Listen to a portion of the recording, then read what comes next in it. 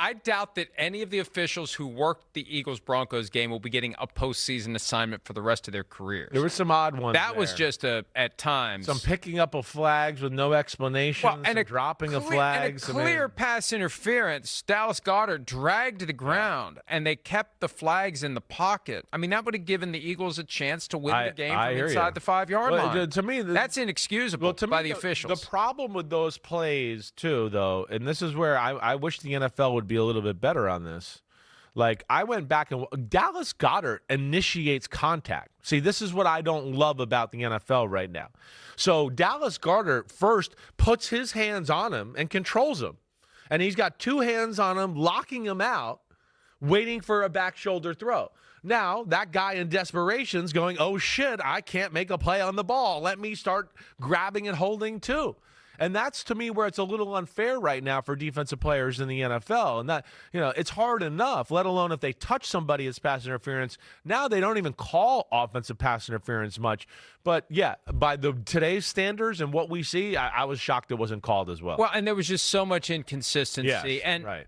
Now that they have, and they've had it in place for 10 years ago, the pipeline from the league office to the Reverend, they all got the IFB like we wear, and they're hearing in real time input, picking up flags, putting flags down, intentional grounding, no, it's not, roughing the passer, no, it's not, whatever it may be. Yeah, that's what happened. And I remember the first few years of that.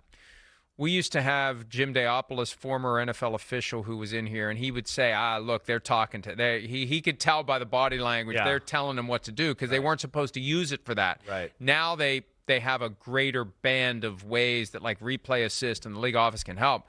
But sometimes you just wonder who's telling who what to do, and is the game being officiated remotely? Yeah. It's hard not to wonder that. It totally is. And I think within that game there was just some inconsistencies, and let me see if I can figure this out the right way. They called a bad pass interference on the Denver Broncos at one point where we all were like, what?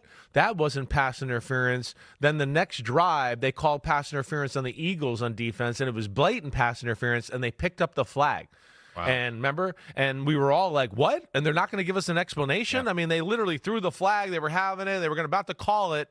And then all of a sudden it was like, it looked like maybe somebody said something from 345 Park, whatever. They pick it up without an explanation. I think it's the inconsistencies there that can drive us all a little crazy. It's a combination of inconsistency and complete lack of transparency. Yeah. We've seen more and more college conferences inviting folks in when they do replay reviews so we can see the deliberations. The UFL has been doing it. The XFL started it, I think.